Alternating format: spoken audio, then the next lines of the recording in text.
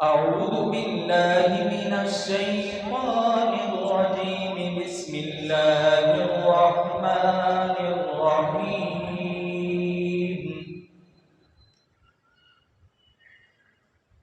قل بفضل الله وبرحمته فبذلك فليفرحوا هو خير مما يجمعون. آمنت بالله صدق الله العظيم. وقال النبي صلى الله عليه وسلم إني أشفع يوم القيامة لأمتي لأكثر مما على وجه الأرض من شجر وحجر ومدر. وقال النبي صلى الله عليه وسلم لي وزيران في السماء ووزيران في الأرض إن الله وملائكته يصلون على النبي يا أيها الذين آمنوا صلوا عليه وسلموا تسليما.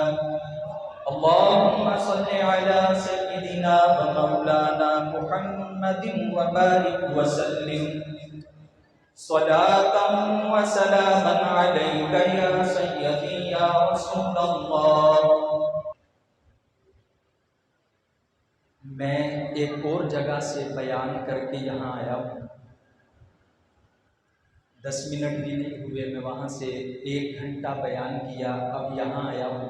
میرا گلا بھی میرا ساتھ کم دے گا لیکن آپ کا ذوق میں پھر بھی پورا کروں گا. میں انشاءاللہ آپ کو قرآن اور حدیث کے علاوہ کسی کتب کی کوئی بات نہیں کروں گا. احادیث اور قرآن سے بات کروں گا اور آپ کو میلاد سمجھا کر جاؤں گا. اللہ رب العزت نے قرآن میں ساری نعمتیں عطا کرنے کا ذکر کیا. ماں باپ دیے، اولاد دی، بہن بھائی دیے، تجھے ساری نعمتیں عطا کی. میں رب ہو کر نعمتیں دیتا رہا تو میں نے احسان نہیں جتلایا، لیکن جب تجھے اپنا حبیب عطا کیا تو احسان جتلایا تاکہ تو یہ نہ سوچے کہ یہ نعمت بھی عام نعمتوں جیسی ہے.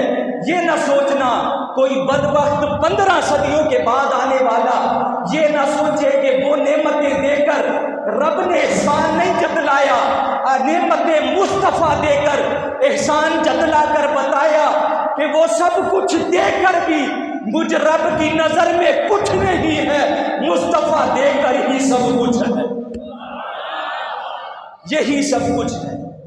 یہ تو محبوب کائنات کا رب نے امت کو عطا کر کے فرمایا کہ میں نے تم پر احسان کر دیا ہے.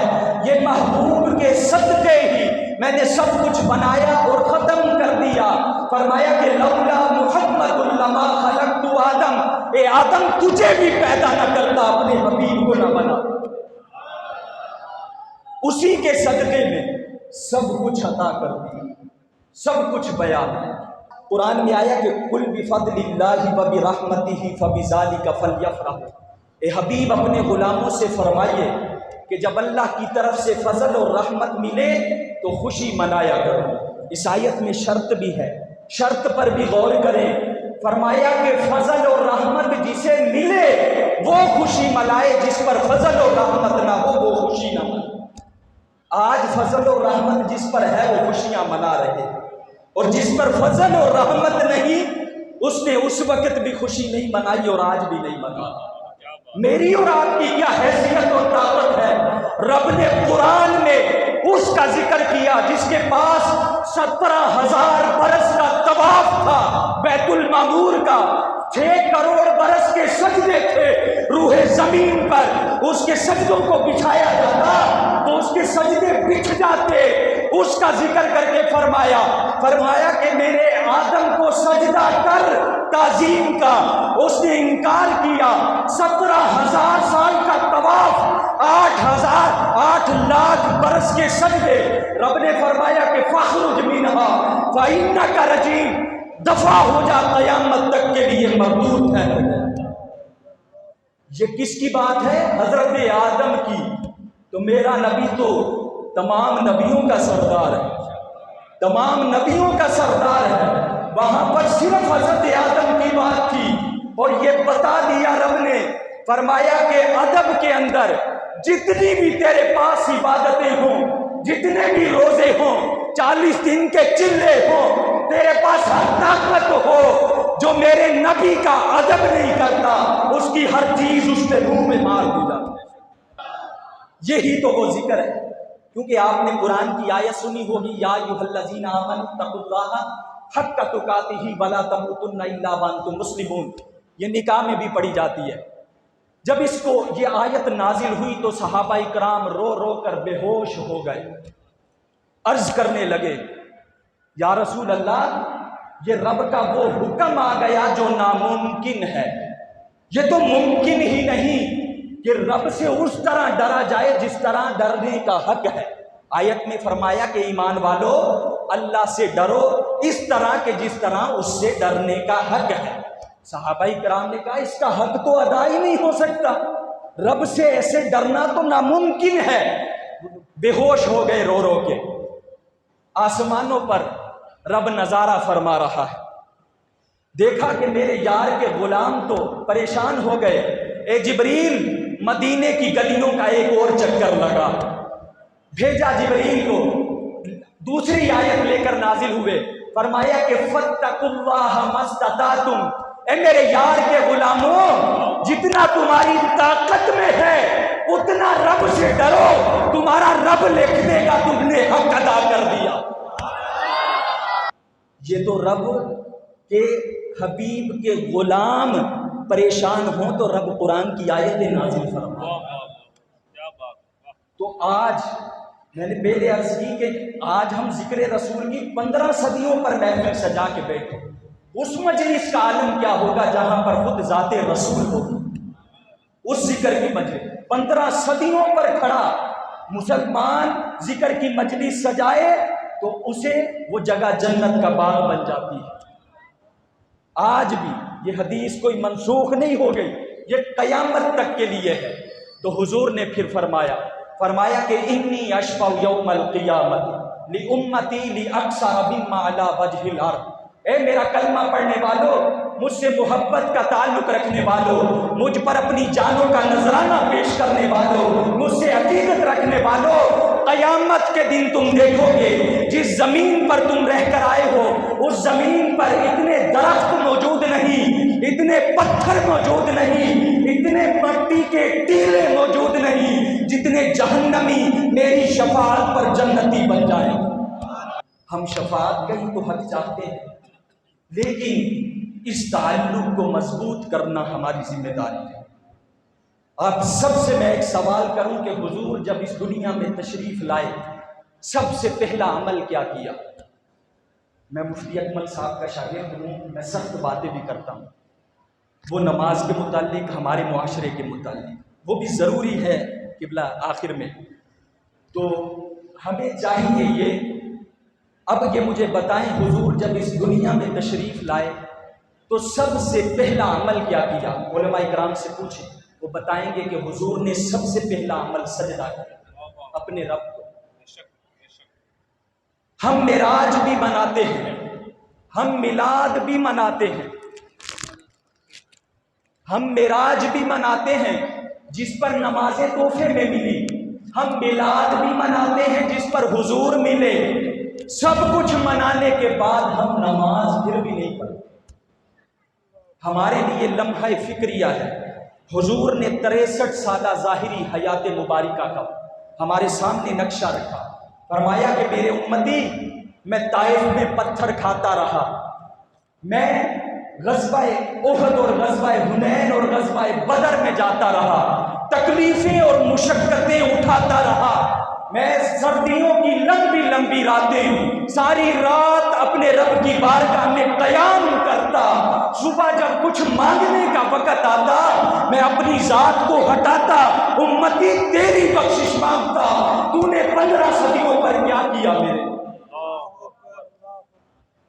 آج 15 صدی، فرمایا کہ تو جہنم میں گر رہے تھے، میں نے پشت سے پکڑ کر جنت کا وارث بنا دیا، کوئی بدلہ نہیں مانگتا، تجھ سے کچھ نہیں مانگتا، بس میری وفاداری کا پٹا اپنے گلے میں مضبوطی سے باندھ دے۔ میں عرض کروں کہ حضور کا مقام و مرتبہ بیان کرنا وہ تو ایک الگ ہے، حضور کی جس سے نسبت ہو جائے اس چیز کو عظمت مل جاتی ہے۔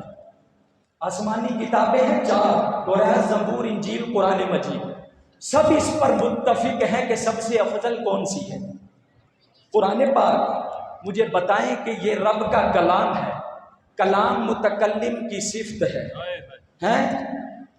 متکلم ایک ہی ہے، کلام اس کا ہے، توراۃ بھی، زبور، انجیل، قرآن، تو یہ اس کا کلام اس کے کلام سے افضل کیسے ہو گئے؟ قرآن زبور سے افضل کیسے ہوا؟ انجیل سے افضل کیسے ہوا؟ کیسے ہوا یہ افضل؟ کلام کرنے والی متکلم ایک ہی ذات ہے، تو کیوں ہوا افضل؟ تو آواز آ رہی ہے آسمان سے، اے نادان، اگر قرآن کی فضیلت باقی کتابوں پر سمجھنا چاہتا ہے تو کتابیں دینے والے کو نہیں، لینے والے مصطفیٰ کو دے۔ اب آ جائیں، جس مٹی پر حضور کا نالین آئے، رب قرآن میں قسمیں کھائے، کیوں کھائی قسم؟ فرمایا کہ پیارے، اس مٹی نے تیرے نالین کو چوما ہے، اس وجہ سے میں نے قسم کھائی۔ مٹی کی نسبت ہو گئی، مٹی افضل ہو گئی، ازواج کی نسبت ہوئی، قرآن کہتا یا نساء النبی لستن کاحد من النساء، اے نبی کی بیویوں تم دنیا کی سب عورتوں سے افضل ہو۔ وہ ہر گھر کے اندر بیوی ہے جو نبی کی بیوی ہے، ساری بیویوں سے افضل ہے۔ ہر گھر میں اولاد ہے جو رسول اللہ کی اولاد ہے، ہر گھر کی اولاد سے افضل ہے۔ ہر نبی کے صحابی ہے، پر جو رسول اللہ کے صحابی ہے سب صحابیوں سے افضل ہے۔ اسی طرح وہ جس کی ذات میں اتنی فضیلت ہے اس کی ذات میں کتنی افضلیت ہو، جس کی نسبت میں اتنی فضیلت ہے، عظمت ہے، اس کی ذات میں کتنی فضیلت ہو، اس وجہ سے سب سے افضل ہے۔ تو جس کی نسبت ہوئی، قبلہ کے سامنے ایک بات رکھوں گا کہ سب عقیدے کے لوگ کسی سے کس کا تعلق ہو، میلاد مناتے ہوں یا نہ مناتے ہوں، سب اس پر متفق ہیں کہ حضور کا جسد اطہر روضہ رسول میں مٹی کے جس حصے سے مس کر رہا ہے، علامہ ایاز مالکی نے بڑا پیارا نکتہ اور محبت کا نکتہ لکھا، فرمایا کہ جس حصے سے وہ مٹی کا، جس حضور کا جسد اطہر مس کر رہا ہے، وہ مٹی کا ٹکڑا عرش معلیٰ سے بھی افضل۔ امتی تو بھی خاموش نہ رہے، حضور طواف فرما رہے ہیں، بیت اللہ کے غلاف کو پکڑ کے فرماتے ہیں بیت اللہ تیرا مقام، تیری عظمت بڑی بلند ہے، پر ایک میرے کلمہ پڑھنے والے امتی کا مقام تجھ سے بھی زیادہ۔ ہم جب گلیوں سے نکلتے گزرتے ہیں تو دیکھتے ہیں مسجدیں خالی، بازار آباد ہیں، مسجدیں خالی، محلے آباد ہیں، تو بتائیں کہ جو ان گھروں کو چھوڑ کر اس جنت میں نہیں آ سکے نا، وہ پل صراط سے گزر کر اس جنت بھی نہیں جا سکتے۔ یہ رب کا بڑا فیصلہ ہے۔ ہم دلیل دیتے ہیں کہ وہ بڑا غفور الرحیم ہے، ساتھ یہ بھی بتائیں وہ قہار اور جبار بھی ہے۔ فرمایا کہ وما خلقت الجن والانس الا لیعبدون، تمہارے کو اس لیے پیدا کیا کہ تم رب کی عبادت کرو۔ بتائیں کہ اب سب کچھ ہونے کے باوجود ایمان سے بتائیں ہم مقصد تخلیق کو پورا بھی نہیں کر رہے، رب نے پھر بھی بچا کے رکھا ہے، تبھی تو کہتے ہیں کہ مصطفیٰ کریم کے قدموں کا صدقہ۔ ہمیں سوچنا چاہیے کہ ہم میلاد کی محفل کو سجا کر، پیسہ خرچ کر کے، اس کے اندر اپنے بچوں کو لا کر، نالین مبارک کو سینوں پر سجا کر، سب کچھ کرنے کے بعد حضور کی تعلیمات کو کتنا مانتے ہیں، کتنا عمل کرتے ہیں۔ محبت مسجدوں سے کتنی کرتے ہیں؟ حضور نے اسی لیے فرمایا کہ جس کو مسجد آتا جاتا دیکھو تم گواہی دے سکتے ہو کہ وہ جنتی ہے۔ قرآن نے کہا کہ کنتم خیر امۃ اخرجت للناس۔ حضرت عبداللہ ابن عباس فرماتے ہیں کہ پہلی کتابوں کے اندر جب قوموں کو مخاطب کیا جاتا تو فرمایا جاتا کہ یا ایھا المساکین، اے مساکین، اے کافروں، اے مساکینوں، اے غریبوں۔ فرمایا حضرت عبداللہ ابن عباس فرماتے کہ قرآن میں 88 بار اللہ رب العزت نے اپنے پیارے محبوب کی امت کو مخاطب کیا، اور جب بھی مخاطب کیا فرمایا کہ اے ایمان والو، فرمایا کہ جس امت کو اپنا حبیب عطا کر دوں وہ کبھی غریب نہیں رہا کرتی، وہ کبھی مسکین نہیں رہا کرتی۔ اپنے آپ کو قیمتی جانو، اپنے تعلق کو دین سے مضبوط کرو۔ اپنے دین، حضور نے فرمایا تھا کہ 3 میں سے بننا، چوتھے نہ بننا، ہو سکے تو میری شریعت کے عالم بننا، اگر میری شریعت کے عالم نہ بن سکو تو عالم کے قدموں میں بیٹھنے والے طالب علم بننا۔ یہ حضور کا فرمان۔ ہم کیا بنے، ہم کیا کیا نہ بنے، تو ہمارے لیے لمحہ فکریہ ہے۔ یہ نہ دیکھیں کہ بیٹا ڈاکٹر بنے گا، انجینئر بنے گا، انجینئر بننے کے بعد اسے جنازہ پڑھنا بھی نہیں آتا۔ آج رب کی قدرت اور شان دیکھیں، جس نے مصطفیٰ کریم علیہ السلام کی غلامی کا پٹا اپنے سینوں میں ڈالا اور حدیثوں کو محفوظ کیا۔ کوئی بھی شہنشاہ بھی آ جائے تو پیچھے ہی کھڑا ہوگا۔ اپنی اولادوں کو قرآن کے ساتھ تعلق جوڑیں، اپنی اولادوں کا حدیث رسول سے تعلق جوڑیں، اپنی اولادوں کو دین کی تلقین دے۔ اگر دنیا ہی سب کچھ ہوتا، حضور فرماتے کہ میں احد پہاڑ کو اشارہ کروں تو سونے کا بن جائے۔ حدیث میں بتایا کہ بچھڑ کے پر کے برابر ہے دنیا کی قیمت، جس کو خریدنے کے لیے ہم حلال و حرام نہیں دیکھتے، مال نہیں دیکھتے، کسی کی عزت نہیں دیکھتے، اپنی طاقت لگاتے ہیں کہ دنیا میں مقام مل جائے۔ وہ مقام تو قرآن بتا رہا ہے کہ ان اکرمکم عند اللہ اتقاکم، اور رب کی بارگاہ میں سب سے بڑھ کر مکرم اور محترم وہ ہے جو تقوی والا ہے۔ حضور کا فرمان ہے کہ گناہ کیا جاتا، دل پہ دبا آ جاتا ہے، دوسرا گناہ کرتے پھر دبا لگتا، اس طرح گناہ سے سیاہ ہو جاتا ہے وہ دل۔ وہ دل پاک کرنے کا طریقہ یہ ہے کہ الا بذکر اللہ تطمئن القلوب، اللہ کا ذکر کرو گے اللہ تمہارے دل کو نور سے روشن کر دے۔ اللہ رب العزت ہم سب کا حامی و ناصر ہو۔ وآخر دعوانا ان الحمد للہ رب العالمین۔